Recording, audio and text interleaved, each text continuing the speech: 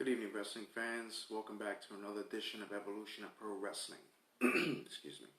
Today we're going to be doing an exclusive interview with Atomic Revolutionary Wrestling superstar JD Amazing, the former Atomic Heavyweight Champion as well as Hardcore Champion. And we're going to be discussing a few things with him shortly. We're just going to be plugging him in a few minutes to video chat with us. So we're going to invite him in right now as we speak. Okay, just waiting for the moment. Wait for him to come in.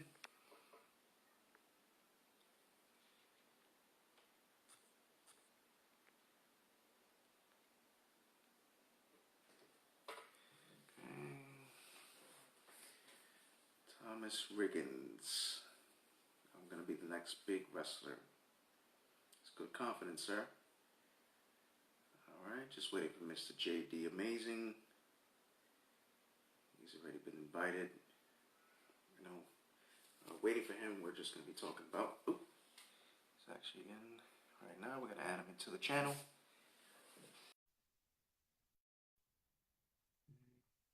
Should be in shortly.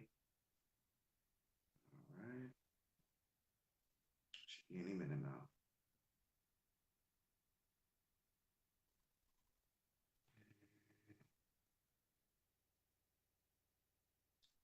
Should be entering.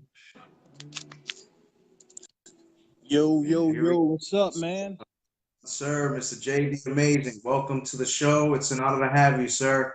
Absolutely, man. My pleasure. Yes, sir. We have a few fans watching you. I know a lot of people were hyped to watch this interview, and it's going to be a good one. True. So, first off, we would like to definitely congratulate you on your Atomic Revolutionary Wrestling return. Yeah. We did see it on the 2-year anniversary in the Battle Royal, and you took the Battle Royal. What was it like returning? We did hear that you were injured, and you did return. How did that feel, making that triumphant return, and hearing that crowd just go crazy the moment you came in? Dude, you know what? Whenever you get injured and you're out, the main thing that always goes through your mind is when you come back, will anybody remember you, and will anybody care? And so I was a little surprised with the reaction. I did expect some reaction, not quite on the level that it was, but it just kind of reminded me that, a lot of those people have seen me. They see me around. They see me pay dues. So it was just a good feeling, man, to get that respect. So and that welcome. Well, that's good to feel all that in. You know what I mean? When you Yeah. do something that you love so much and you're able to come back to it and then come back even stronger than ever, because we've seen you go live sometimes and train. Yeah. It's good that you keep it with that training, and I know that you have your sights set on getting back in the title picture. Yeah. You know what I mean? And currently, we do see that Jesse Neal is the current heavyweight champion. We also saw that night at Atomic that there was a bit of a alliance formed between you and the Brothers in Arms.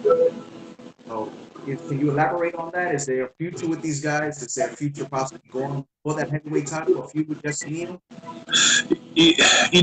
With the whole thing with Brothers in Arms, what most people don't know is when those guys started, when they first broke in, I was right there, just kind of helping them out.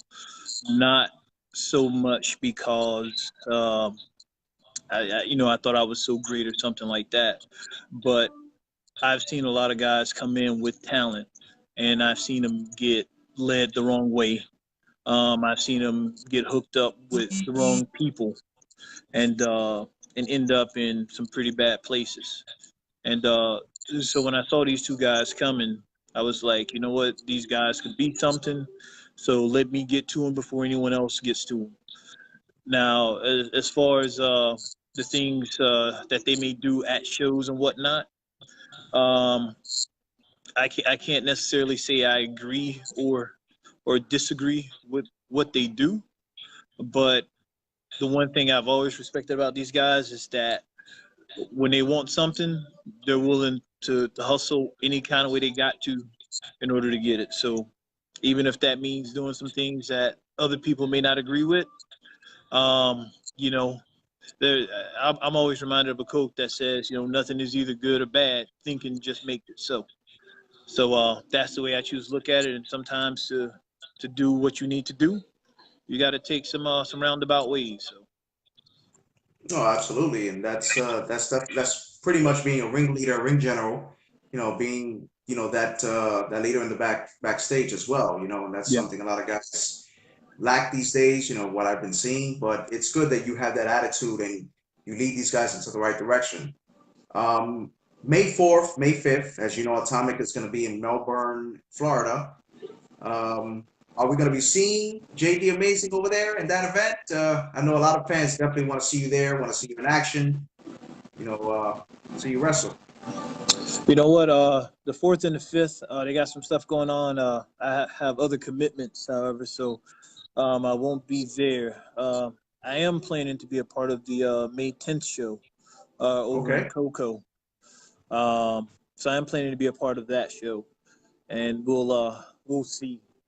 So it's changed a little bit since I've been gone, and there's a couple people that I kind of want to tie up with. So I think I might I don't know. I think I might throw a challenge out real soon to somebody, but I'll definitely be there May 10th. Oh, that's awesome, man.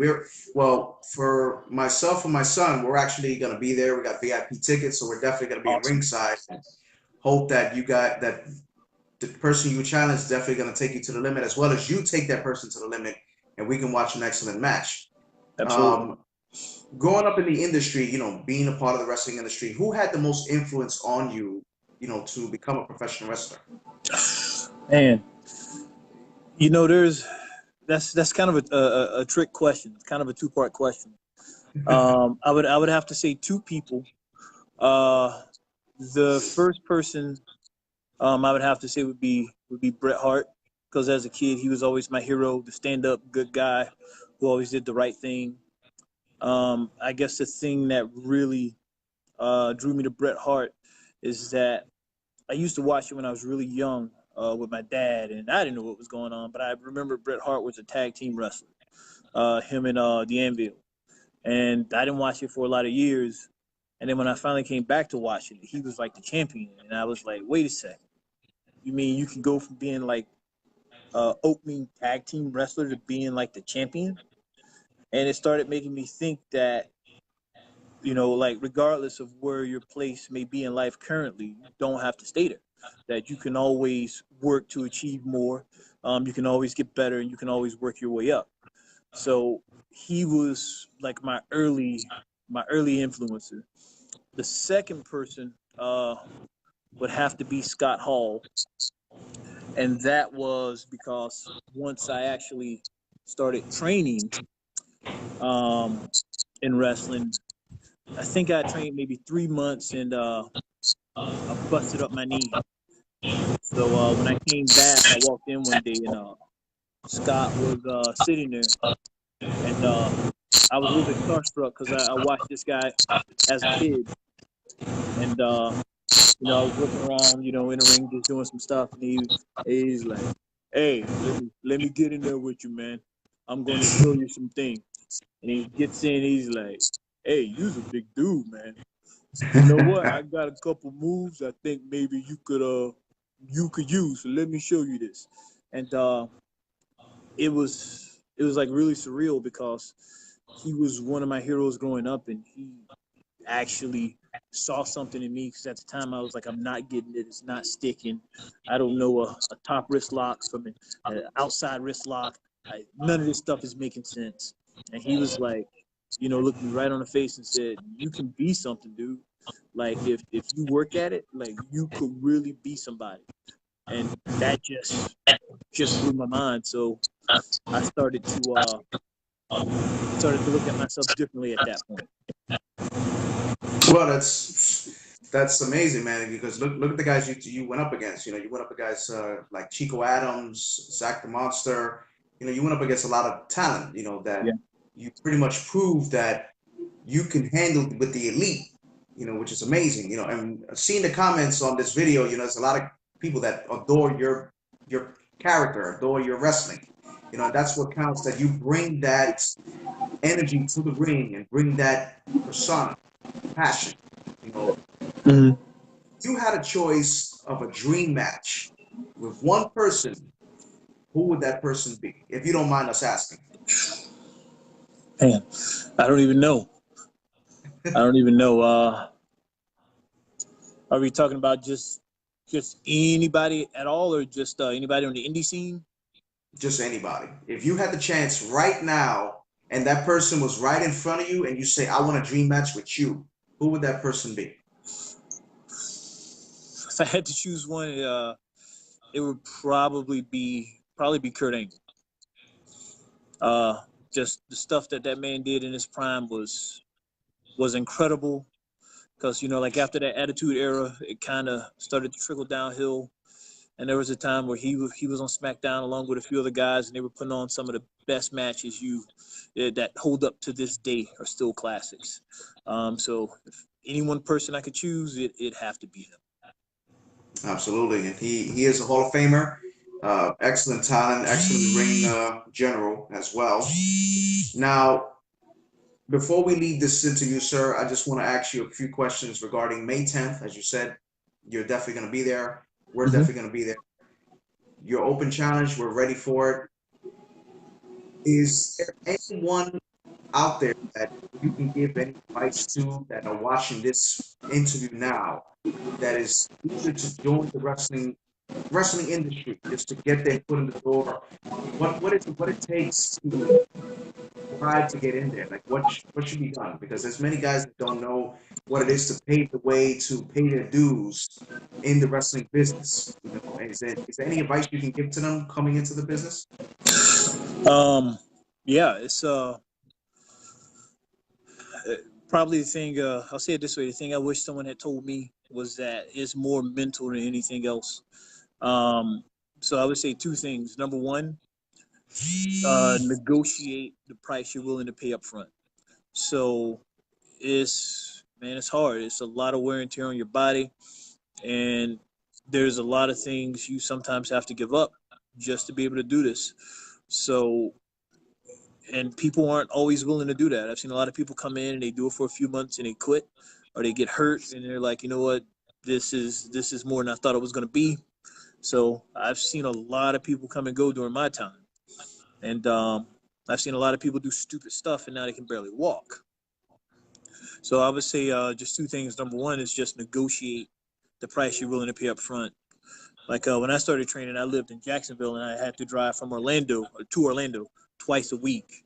And I was on north side Jacksonville, so it was 2.5 hours each way that I would have to drive to train. So and like the gas and the tolls were ridiculous, but I negotiated up front with myself. That's what I'm willing to do to make it happen.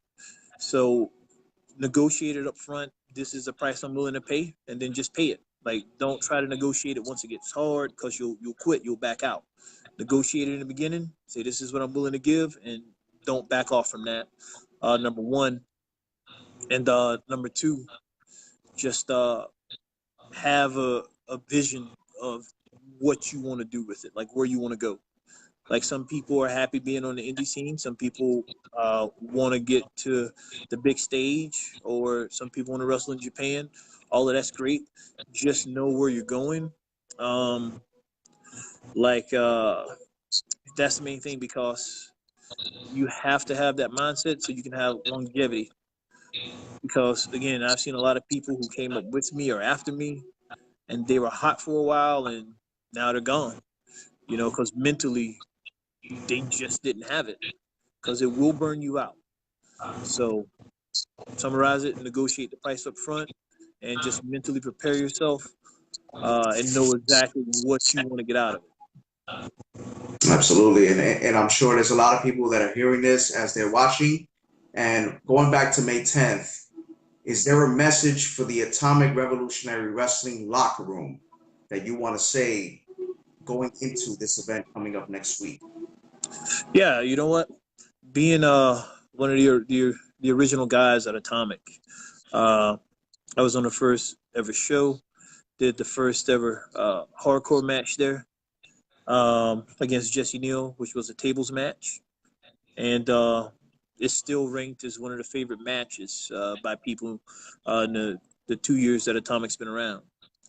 Um, I would just say this is that a lot of people have a perception of me of who they think I am or how they think I am or what they think I'm about, and none of them are completely right. Um, I do have a bigger purpose that I choose to serve, and the main thing is this: as far as it goes with Atomic, is I've set some really really high goals, and it was good that I was away for a while because that helped me to get that hunger back. So there's a lot of guys that are there in the locker room. I don't got to say names; they know who they are. That I need to be in the ring with because I need to show them exactly what I am all about. So keep your head on a swivel. Everybody, watch out. Absolutely. That's definitely a message that I know they've heard. And come May 10th, I can't wait to be there. I know as whoever faces you, it's going to be an epic battle. Mr. JD Amazing, it was a pleasure having you on the show, sir.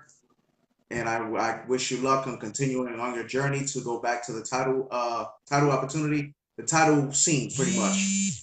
And I know you'll get there in no time. Absolutely. Thanks, man. No problem. Have a good night, sir. Thank you for being on the show. Yes, sir.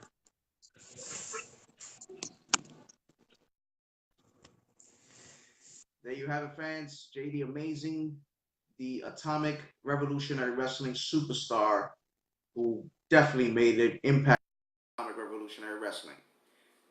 Don't forget to tune in this Friday, fans. Best Eras is going to be our topic. And as well, we got some other stuff lined up this weekend that we're actually going to keep a secret, so you guys better tune in. Thank you for joining us again, fans. Good night.